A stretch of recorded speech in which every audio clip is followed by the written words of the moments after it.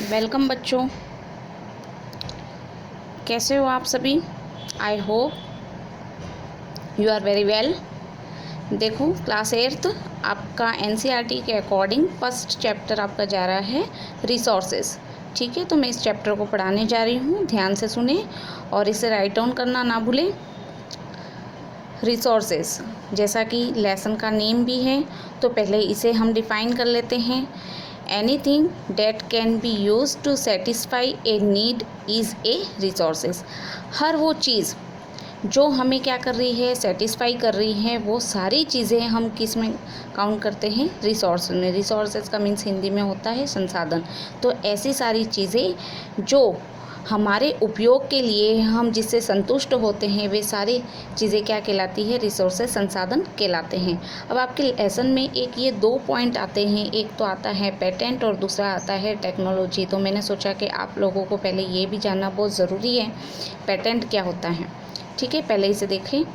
Patent it mean the exclusive right over any idea और invention.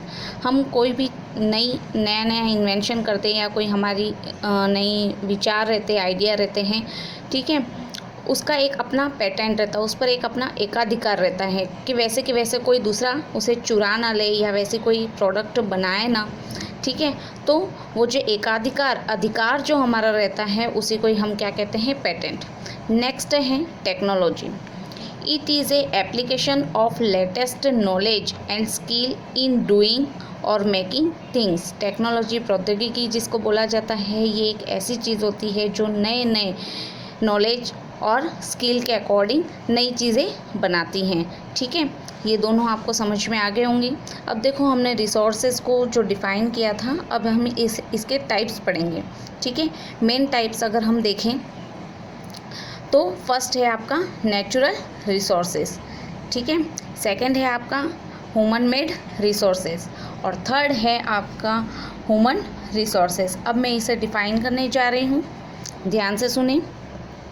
Natural resources, things which are obtained from nature and used without much modification are called NR means natural resources, है ना। ऐसी सभी चीज़ें जो हमें nature के द्वारा मिल रही है और जिसका यूज़ हम बिना किसी मॉडिफाई के, यानी कि उसमें किसी भी प्रकार का हम बदलाव नहीं कर रहे हैं, ऐसे सारे जो रिसोर्सेज होते हैं उसे हम क्या कहते हैं, नेचुरल रिसोर्सेज।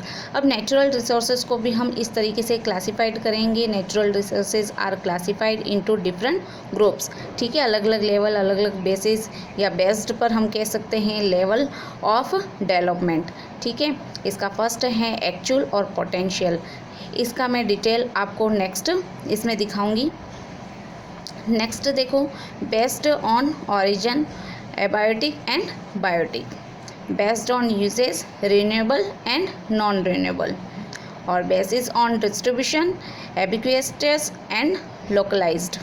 ठीक है, अब देखो, ह्यूमन मेड रिसोर्सेज किसे कहेंगे। People use natural resources to make roads, buildings, machinery, vehicles etcetera which are known as human made resources. ऐसे रिसोर्सेज या हम कह सकते हैं मनुष्य के द्वारा नेचुरल रिसोर्सेज का उपयोग करके जिन वस्तुओं को या जिन जगहों को बनाया जाता है जो लोगों के काम आता है। मैंने आपको पहले ही बताया था रिसोर्सेज क्या होता है, जो हमारे नीड्स को, हमारी आवश्यकताओं को पूरा कर रहा है, हमें सेटिस्फाई, संतुष्ट कर रहा है। तो देखो, अगर यहाँ पर हम देखें, रोड्स हमें सेटिस्फाई कर रहे हैं इधर उधर ट्रैवल के लिए, बिल्डिंग्स सेटिस्फाई कर रहे हैं, मशीनरी, जितनी भी चीज़ें हम आसपास अब देख रहे हैं अपनी सुविधाओं के लिए, वो सारी की सारी क्या है, मशीनरी से बनी हुई है। व्हीकल्स, है ना, रोड्स हमें मायने कब रखते हैं, जब व्हीकल्स उस पर हो। तो ये सारी चीज़ें जो मनुष्य के द्वारा बनाई गई हैं, उन्हीं को ही हम क्या कहेंगे, human made resources. Is it clear. Next देखो, ह्यूमन रिसोर्सेज, हम इंसान, ये हम भी खुद क्या है, एक तरह के संसाधन है। कैसे, देखो, people can make the best use of nature to create more resources when they have the knowledge, skill and the technology to do so. ठीक है, यहाँ तक आपको समझ में आया, नहीं आया। देखो, यहाँ पर कहा गया है कि मनुष्य जो है वो नेचर से बहुत अच्छी चीज़ बना सकता है। किसके द्वारा? अपने नए ज्ञान के द्वारा, स्किल के द्वारा, या हम कह सकते हैं नई नई टेक्नोलॉजी के द्वारा। तो क्यों ना, that is why human being are a special resources. तो हम क्यों नहीं कह सकते कि एक मनुष्य भी, मानव भी जो है वो एक स्पेशल रिसोर्स है। ठीक है, इसकी अगली क्लास में मैं आपको और अच्छी तरीके से डिफ़ाइन करूँगी। एक आपका ये बाकी रहता है, इसे मैं अलग अलग से आपको समझाऊंगी ये सारों को। ठीक है, आई होप आपको ये क्लास अच्छी लगी होगी और समझ में भी आ गई होगी। Thank you.